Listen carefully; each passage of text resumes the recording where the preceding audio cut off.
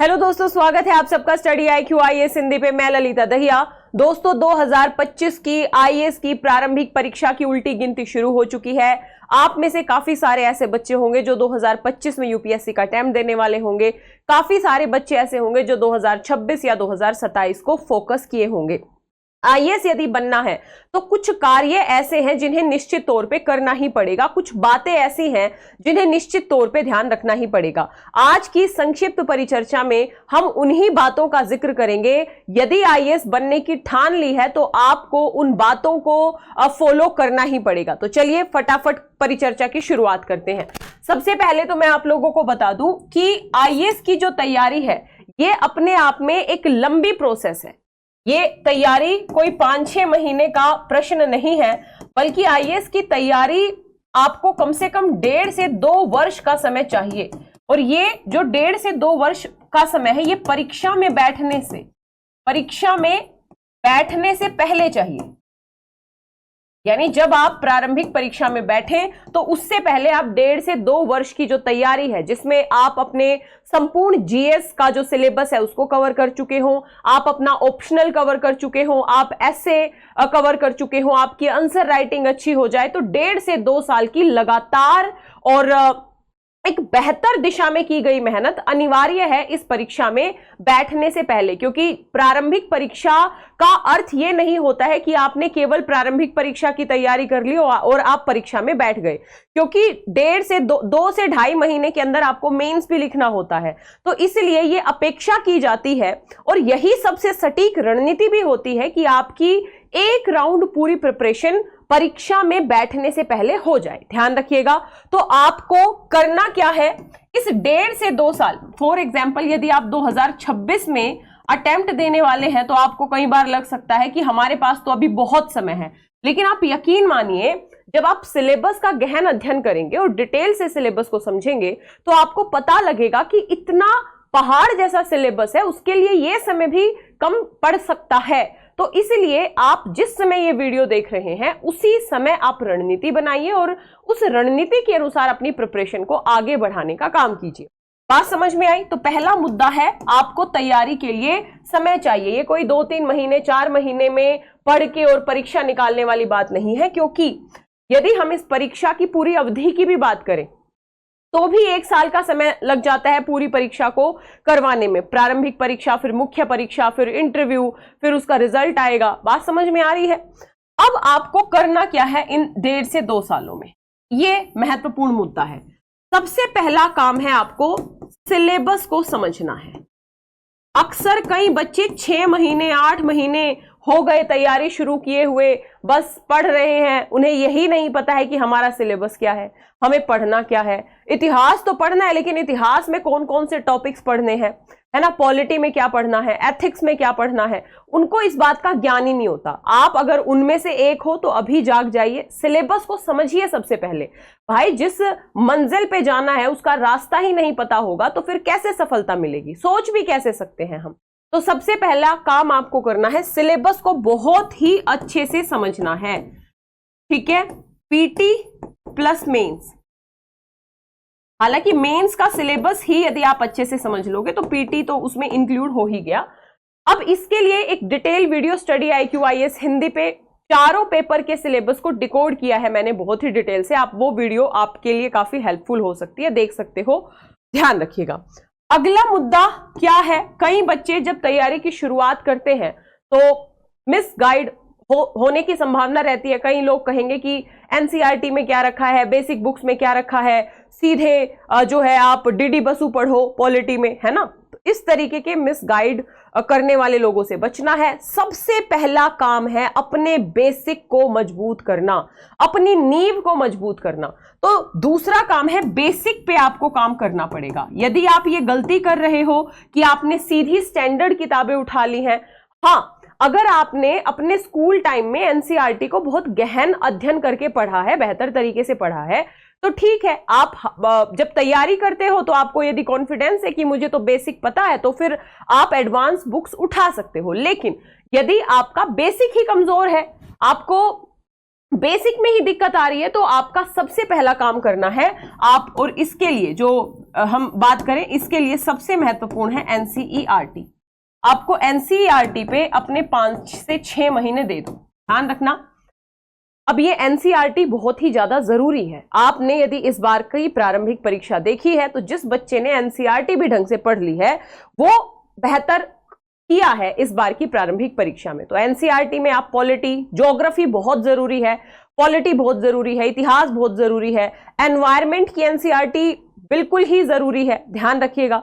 तो ये कुछ एनसीईआरटीज हैं जो यदि आपने एक बार अच्छे से पढ़ लिया, समझते हुए यानी कंसेप्चुअल क्लियरिटी करते हुए पढ़ लिया, तो आपको फिर स्टैंडर्ड बुक्स पढ़ने में भी दिक्कत नहीं आएगी। बात समझ में आई? तो ये काम आपको करना ही है। तो दूसरा काम आपको करना है।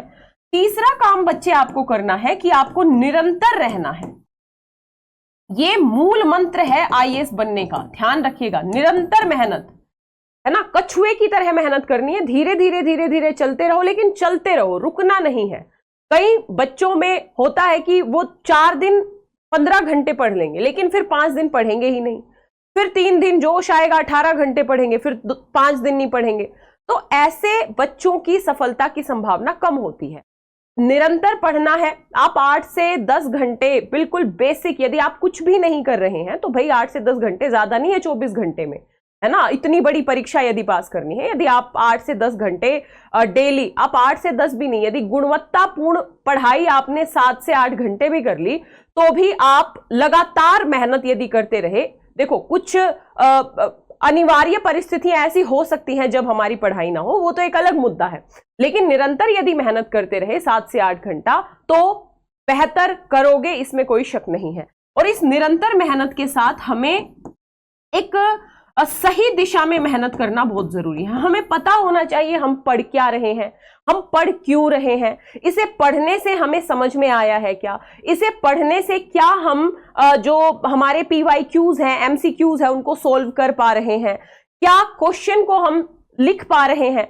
बात समझ में आई? अब यहाँ क्वेश्चन लिखने से इंपॉर्टेंट है, मतलब क्वेश्चन लिखने के आधार पे इंपॉर्टेंट बात यह है कि आपकी लेखन शैली ही विकसित होनी चाहिए। इसके लिए आपको आंसर राइटिंग की प्रैक्टिस करनी पड़ेगी, लेकिन ऐसा नहीं है कि जिस दिन तैयारी शुरू की उसी दिन से लिखना शुरू कर दोगे। आंसर राइटिंग की प्रैक्टिस करने के लिए पहले कुछ टॉपिक्स पे पकड़, कमांड होनी चाहिए, तभी तो लिख पाओगे। मतलब पहले जब नॉलेज होगा उसका तभी तो लिख पाओगे।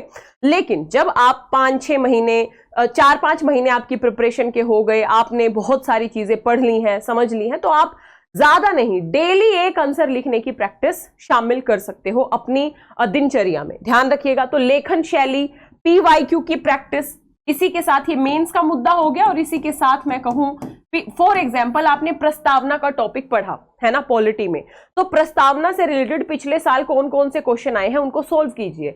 उससे आपका रिवीजन भी बेहतर होगा, उससे आपकी लॉजिकल क्षमता भी बढ़ेगी, और उससे आपको आइडिया भी लगेगा कि परीक्षा में किस तरीके के क्वेश्चन पूछे जा रहे हैं और क्या मैं सक्षम हूं इस तरीके से पढ़ के वो क्वेश्चन सॉल्व करने में। बात समझ में आ रही है बेटा? तो ये सारा काम आपको करना ही पड़ेगा आईएएस की परीक्षा यदि पास करनी है तो। और इसके साथ मैं आप लोगों को बता दूं कि जब बेसिक पे काम हो जाए, अब इस बेसिक के लिए आप किसी कोचिंग से भी जुड़ सकते हो। बहुत सारे एनसीईआरटी बैचेस जैसे स्टडी IQ IAS हिंदी पे एनसीईआरटी बैचेस अवेलेबल हैं। जो 6 महीने में आप करोगे वो 2 महीने में आपका कंप्लीट हो जाएगा। एजुकेटर्स के द्वारा बेहतर तरीके से एनसीईआरटीज कवर की गई हैं। उसके साथ ही अब मुद्दा आता है कि हम अपने इस पहाड़ जैसे सिलेबस को कंप्लीट कैसे करेंगे, कवर कैसे करेंगे, हमें यह कैसे पता लगेगा कि क्या पढ़ना है, क्या छोड़ना है, कैसे लिखना है, हमारा आंसर कौन चेक करेगा। यदि आप सेल्फ स्टडी कर सकते हो, आप में अनुशासन है, आपका बैकग्राउंड बहुत ही शानदार रहा है, तो ठीक है, आप सेल्फ स्टडी करके भी आईएएस बन सकते हो। बहुत सारे बच्चे बनते भी हैं। लेकिन यदि आपको लग रहा है कि हमारा बेसिक मजबूत नहीं है, हमारे पास सर्कल नहीं है, हमें कोई गाइड करने वाला नहीं है, तो आप किसी कोचिंग संस्थान के माध्यम से कोचिंग करके अपने पूरे सिलेबस को कवर कर सकते हो। और यदि आप कोचिंग ज्वाइन करना चाहते हो तो स्टडी IQ IAS हिंदी एक बेहतर विकल्प, निश्चित तौर पे एक बेहतर विकल्प है आप लोगों के लिए। और अभी ग्रेट लर्निंग डेज ऑफर भी चल रहा है। यदि आपको तैयारी करनी है, एडमिशन लेना है, तो 30 जून तक यदि आप हमारे P2I बैच से जुड़ते हो तो आपको ये जो बैच है मात्र 25,999 में मिल रहा है। अब इस बैच की क्या खासियत है? 13 से 14 महीने में पूरा सिलेबस कंप्लीट करा दिया जाएगा। फुल सिलेबस कवरेज है। और इस बैच में केवल मेंस की तैयारी नहीं है, बल्कि पीटी, मेंस, इंटरव्यू, हर स्तर की तैयारी इसमें इंक्लूड है। इसके साथ ही आंसर राइटिंग, आपको जो पढ़ाया जाएगा टॉपिक, उससे रिलेटेड एक क्वेश्चन दिया जाएगा, आपको लिख के भेजना होगा, मॉडल आंसर डिस्कस किया जाएगा, यानी आंसर राइटिंग इंक्लूड है, पीवाईक्यू की प्रैक्टिस इंक्लूड है, टेस्ट सीरीज इंक्लूड है, और फिर पीटी से पहले PT special classes, main special classes, interview guidance programme, सब कुछ इसमें इंक्लूड है। यानी यदि आप इस P2I बैच से जुड़ते हैं तो जीएस की टेंशन छोड़ दीजिए। जीएस का हर पोर्शन, चारों पेपर, सी सेट, करंट अफेयर, एसे, सब कुछ इसमें इंक्लूड है। आपको करना क्या होगा, स्टडी IQ की ऐप या वेबसाइट पे जाना होगा, या इस वीडियो के डिस्क्रिप्शन बॉक्स में लिंक दिया होगा, उस लिंक पे जाइए, लिंक ओपन कीजिए और एडमिशन ले लीजिए। एडमिशन लेने से पहले आपको कोड यूज करना है LD Live, LDLIVE, LD Live। LD Live code के साथ ये बैच आपको मात्र 25,999 में मिल जाएगा। तो अगर बेहतर तरीके से तैयारी करनी है, पूरे सिलेबस को कवर करना है, बेसिक से एडवांस लेवल को बेहतर तरीके से कंसेप्चुअल क्लियरिटी के साथ समझते हुए आगे बढ़ना है, तो ये बैच आप लोगों के लिए निश्चित तौर पे बहुत लाभदायक होगा। ठीक है। इसके अलावा आप मुझे फॉलो कर सकते हैं मेरे टेलीग्राम चैनल ललित दही अकेडमी, इंस्टाग्राम और फेसबुक पेज पे। ये एक छोटी सी परिचर्चा थी। यदि IAS बनने की ठानी है तो निश्चित तौर पे दोस्तों निरंतर मेहनत करनी होगी, सही दिशा में, सही रणनीति से मेहनत करनी होगी, बिना डिस्ट्रैक्शन के मेहनत करनी होगी, और हमेशा सकारात्मक और आशावादी नजरिया रखना पड़ेगा। और एक सही हम कह सकते हैं स्ट्रेटेजी बहुत जरूरी है इस एग्जाम को क्लियर करने के लिए।